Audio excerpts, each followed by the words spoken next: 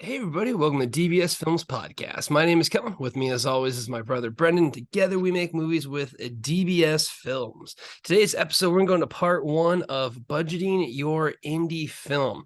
We basically want to give you guys inside look in what we're doing when it comes to getting an idea of how much these films cost with our experience of making 12 feature films with our 13th film coming up very shortly. As always, be sure to take a look at our Discord channel online. That's going to be the place to be because we make movies for our fans with our fans. So if you want to be part of that action, make sure you go ahead and take a look at it online. So really, this I think is one of the trickier things to do if you have no experience with it. And I think in the filmmaking in the indie industry, we always keep our ears to the ground. We always look at different informations, any kind of podcasts, any kind of materials. And I think one of the hardest things is until you've actually done the process, you really have no clue how much things are going to cost. Now, again, that's true with anything in life. If you do something for the first time, you have an understanding. But I think the biggest issue is people don't understand what goes into a budget. And I think the second biggest thing is people underestimate what's actually going to cost a lot of money. So, in your experience, do you think that, a lot of indie filmmakers really miss the mark when it comes to what an actual budget is going to look like? Yeah, and I don't think I've ever seen a case where someone's come in under budget, especially on the indie level. I don't think we've ever had a movie that's come in under budget. We're usually very close to budget, but for the majority of the time, it goes over. Now, when I say it goes over, it's not too bad, but things add up quickly. Props add up, food adds up, locations add up, and we're in a good position because we can control our costs because, I direct and I shoot the movies. We also edit the movies. And I also think that a lot of indie films, when you ask them how much their movie costs, they just give you essentially the production budget, how much the production cost. And post-production can cost just as much as the movie, especially with special effects or you have a lot of audio stuff that needs to be done. If you're not editing the movie, be prepared to spend just as much on your post-production as you do on your production. And then they don't even factor in marketing at all. I guarantee you most indie filmmakers do not factor in marketing. And they do that either because they're not going to do any marketing, which is a huge mistake, or they consider that something else, or they'll take out a line of credit, or they'll open another credit card to get the marketing to where it needs to go. When you make a movie, you need to factor in all these costs. You need to factor in production. You have to earmark post-production. You have to earmark marketing costs. If you're not doing that, you're going to cause yourself a lot of pain. So it is a skill. I think you have to go through multiple movies. I mean, it took us probably 8 movies to really figure out how to actually do this. But with each movie, you get better. You get better at forecasting, and then you can kind of start to look at, all right, like, where do we spend so much money, and where can we kind of bring that cost down? How can we get better at this? What can we do to cut? And I think that's what you saw with the first 8 movies that we did. We had a big crew. We had a lot of people. We were doing a lot of Uber Eats, a lot of restaurant stuff. And then starting with the Girl in Cabin 13, we cut back on a lot of that stuff. So Girl in Cabin 13 was actually cheaper than a lot of the movies we did the first 8. But then if you look at the final result, the final product, you'll see that budget doesn't have anything to do with the quality of the product when you finally get it released.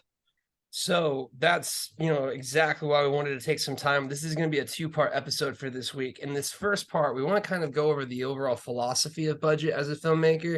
And then in the second part, we'll probably get into some nitty-gritty details of things that are going to cost money, things that aren't going to cost money, as much money. It's just to give you guys an idea. But, exactly that. I mean, it's really something where until you've had this experience, it's really tough to understand there. So I want to go, and I think the first thing that indie filmmakers are going to go ahead and do, and this is the biggest thing, and this is going to go ahead and stop hopefully a lot of people from making a big mistake, is their concept is that they're going to make one film. It's going to be that film. They'll make maybe $100K, $200K film.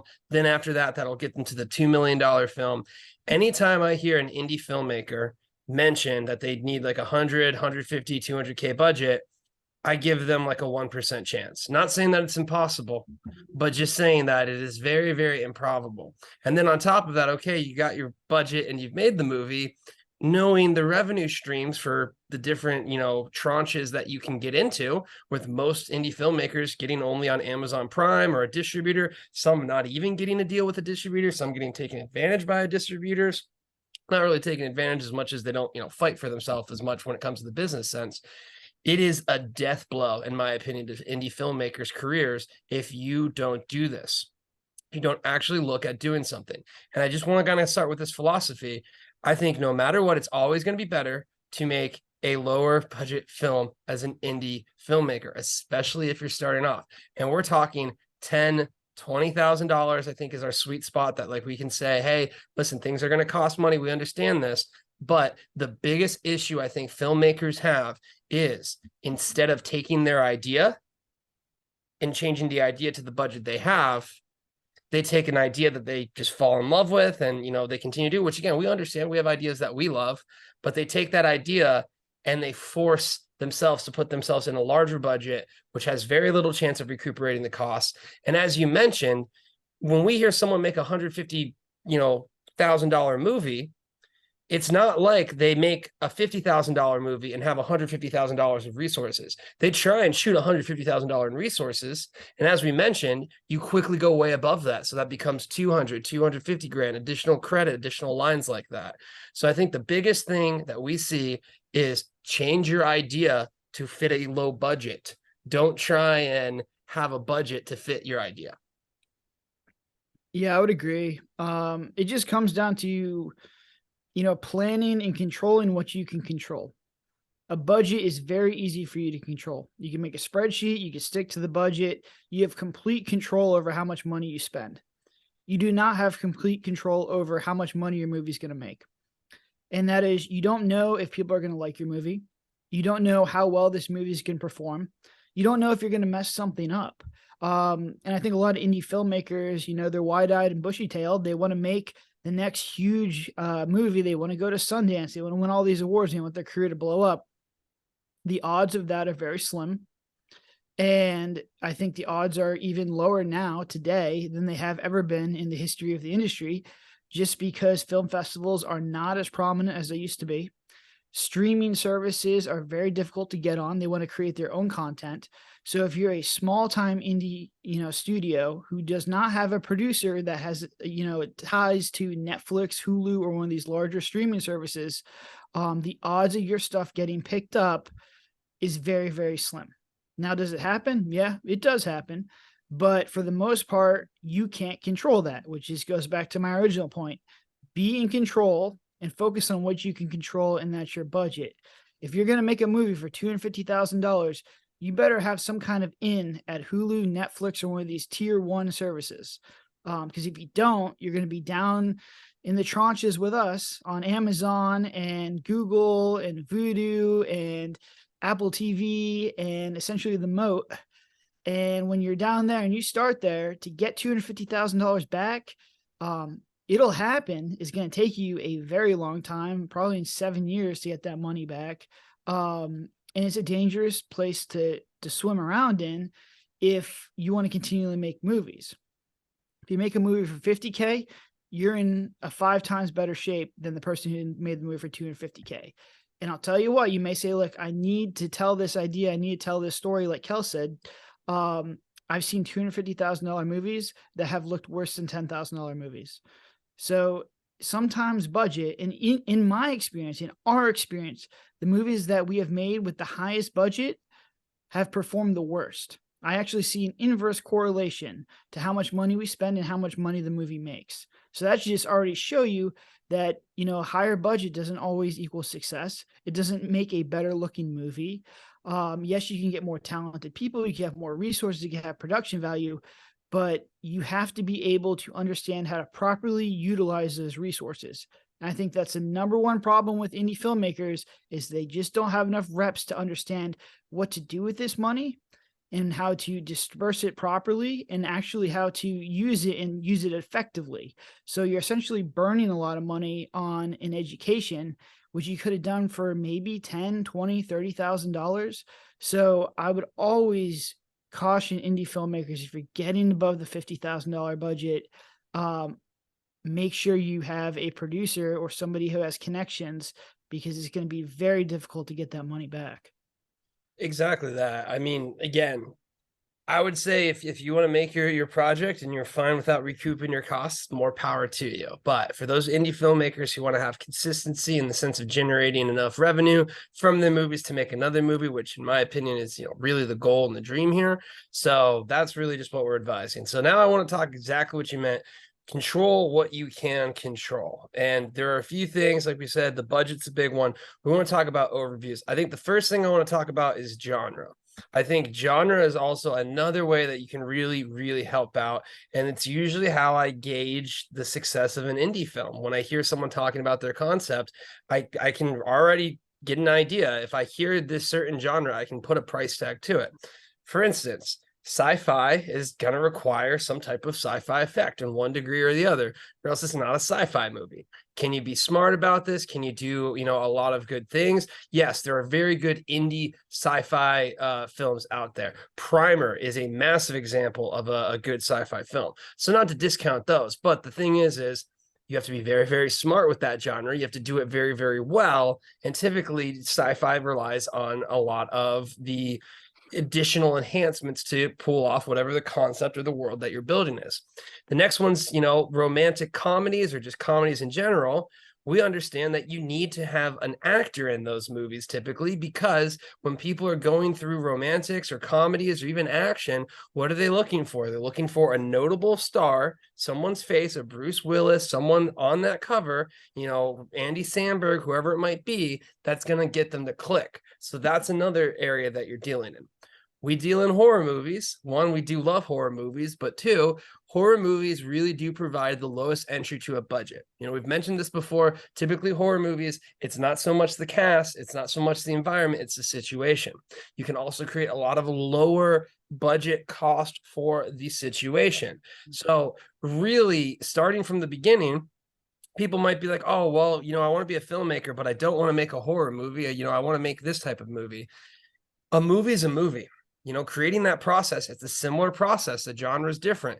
100% there's going to be nuances. 100%, we understand pop scares better than like a punchline. Would we be much worse at a comedy? Completely agree. But that being said, the physical properties of production, filming, editing, post-production are still there that, I feel much more confident if we did hop into a comedy now than if we did before our 13 horror movies. So really, if you're a filmmaker and you really want to get something done, horror is a great genre. Specifically, found footage horror is something we talk about a lot. That'll keep the cost down a lot too, and it'll help you kind of edge out in the cinematic fashion. But you want to just kind of discuss how just the overall genre that you play in is going to be a big factor for your budget. Yeah, it's definitely is. And it's a mistake that I see a lot with indie filmmakers. I love indie films, honestly. I've become an even bigger indie filmmaker fan after watching all the big budget holiday movies in theaters. I came right back to indie movies, and they're just, in my mind, they're just much better. That being said, if you are doing a romance movie, the only ones that I really see that do well are like holiday romance movies. Indies do very well with those kind of romantic comedy holiday movies. But if you're just trying to romance in general, just go look at, what's on Netflix, what's on HBO, what's on these bigger platforms, and their stars. They want names, they want comedy guys, they want good acting. And those movies look very, very good. The cinematography is always top notch. And most of the time we struggle, and a lot of indie filmmakers struggle, and I'm constantly trying to achieve the quote unquote Netflix look. It's how do you cheat that cinematic look under, $100,000? And it is extremely, extremely, extremely difficult, because how you get that look is you have people who are in charge of props, who are in charge of costumes, who are in charge of little details. You have multiple camera people working on these sets. The audio is pristine. They achieve this look in this field because these are very expensive productions. And I think you go back to like the horror genre, I think it just comes back to, what is your audience looking for? And I think the horror audience is a little bit more forgiving. You don't need to have the best cinematography. You don't need to have the best audio. They're in it for the story and the situation that you're putting your characters in. Excuse me. And as long as you can, get them in that situation and have a scary monster, have a scary creature, you'll be good to go. But that's kind of the horror genre for years has always been like this. So it is a good spot. I think a lot of indie filmmakers come from horror, but it's very easy to transition from horror to mystery to thriller. Morgan Estate was more mystery than horror. The Invited, I guess that was like a mystery thriller kind of movie. So it's very easy to kind of move through those tranches and genres. But horror is a good way to get your start because you're going to learn about pacing and building suspense and building tension. And that's at its core is how you make a lot of really good movies. It's exactly that. You can operate in an area that's just going to, again, set you up to have the most ideal budget when it comes to your production. So next thing I want to talk about is your crew. And I think specifically the big one is we always pitch this now. The day of being just a director, just an editor, just whatever, just a writer, I think those are over on the indie level. I think they do still exist in the Hollywood system. You have the structure, you have the budget there, but typically, I'll hear directors for indies being like, "Oh, I'm looking for this script," or "I can't find this," or we'll hear, while I'm working with the editor or whatnot. And I think one of the biggest advantages that we have at DBS is basically the entire process outside of the actors is really done between the two of us. And I mean, that's casting, that's PA, that's marketing, that's all of these things are just done within our own realm. And again, I think anyone, especially who's in the film school, this might sound a little bit daunting, that concept of, what do you mean I have to, do this? I need an AD and I need, AC and where's my grips and all that stuff. Don't need it. You really don't. We've done it. We've proved it. Our sets are me, you, and typically Dylan helps out as a PA as well as acting. Like that's usually the crew that we're running with some of these new ones. Now, will we scale up for bigger productions? 100%. Is it a benefit having a full crew? 100%. But we are talking to the indie filmmaker right now who's trying to make their first feature. And to me, you need to make sure you are the writer, the director, cinematographer, and editor. That sounds like a lot. It is a lot, but I think if you are able to go ahead and do that process, the knowledge you get from it will be worth it. And here's the two things. One, you're going to save costs, which is fantastic. But the second thing is every time you hire someone else additionally in that process, are they as passionate about this as you are? Are they as motivated to continue to push through? Or are they just looking for a job and then they're going to be on to the next one? Because here's the thing. Typically, when you get a movie and you put it in post-production, it's going to be pretty gnarly. It's going to be pretty rough. It's going to be the worst you've ever seen your movie. And that's when you need to be passionate about to work through, or else, you get some editor saying, "I can't work with this footage. Just doesn't work." And then you get billed hundreds of hours for it still. So I think you really have to have the mindset that the best team to build, especially for those specific 4 positions, you want to be the one leading that charge. You want to be the one going ahead and doing that. Now, can you find people who are just as motivated as you? 100%. That's perfect, in the sense that then that will work as well too. But the big issue that we see is people, I'm hearing indie films with crews of 15, 20 people. You don't need that for the indie level. And I think if you come from either a commercial background, like maybe you're a commercial filmmaker in Hollywood, or if you come from the film school, your mindset of a set is like 20, 30 people. Yeah, I would agree. I think you just really got to kind of view yourself as like a startup company. So what do startup companies do? It's just a couple kids in a garage, trying to create something. And that's pretty much what our set is. It's a couple kids on set trying to make a movie. You don't have a ton of people on there. There's not, dedicated people because that costs a lot of money and you don't have a lot of money. So you just can't do that. But I think you're going to learn a lot faster if you do this, because you're going to find when you're shooting, you're going to find the mistakes you had in the script. And when you're editing, you're going to find the mistakes that you made in production.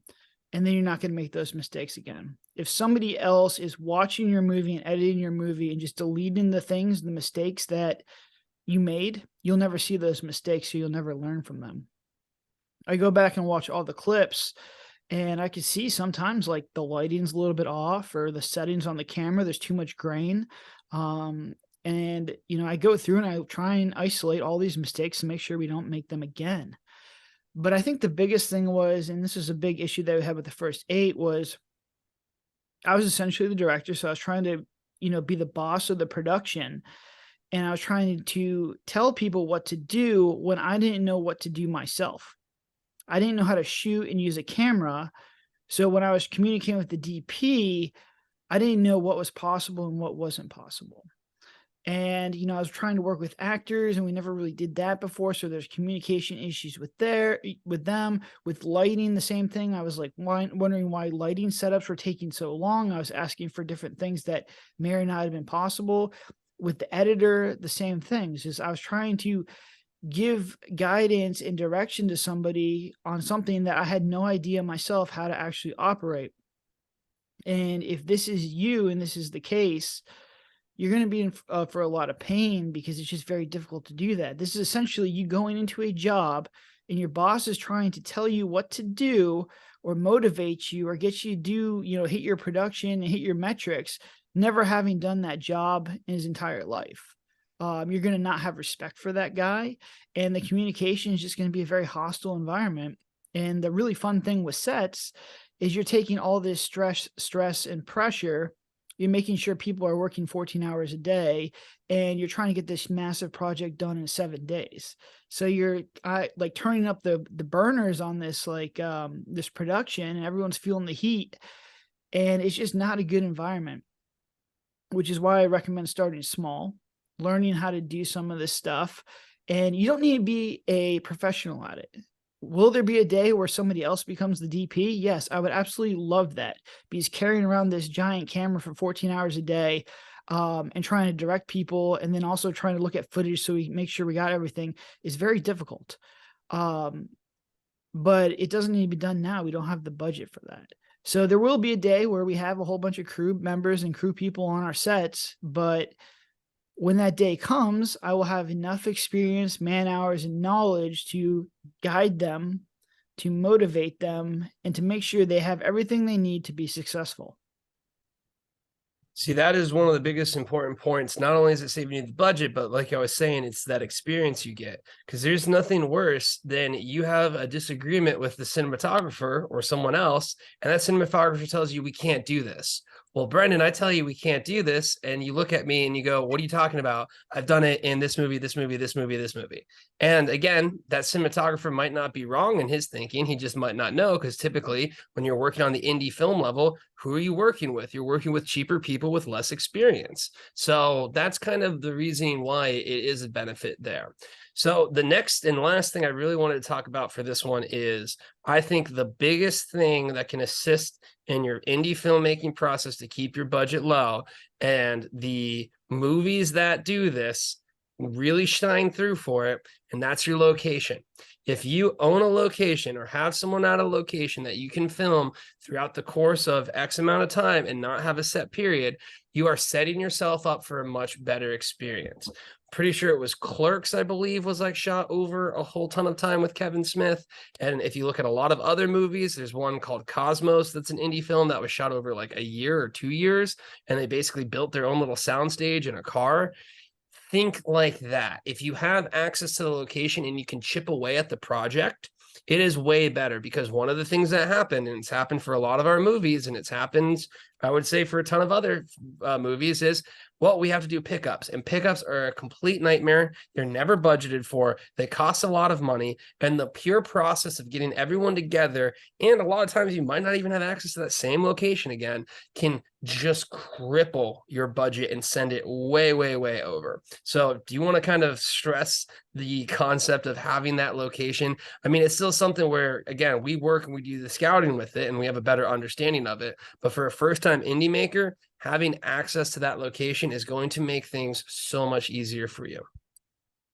Yeah, and I've seen a lot of indie movies. Usually the better indie movies that I've seen, and whenever I see a really good one, I try and go back and look up what the director did or how they actually made this movie.